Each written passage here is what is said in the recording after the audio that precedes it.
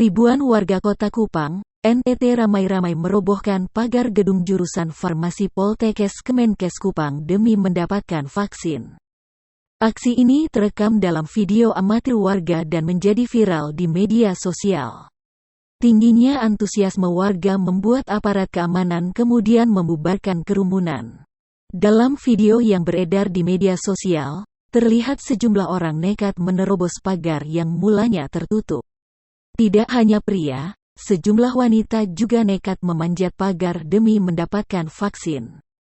Terlihat pula sejumlah pria berpakaian oranye berusaha untuk menahan pagar yang hampir ambruk. Namun, upaya tersebut tidak berhasil lantaran pagar ambruk akibat dorongan warga.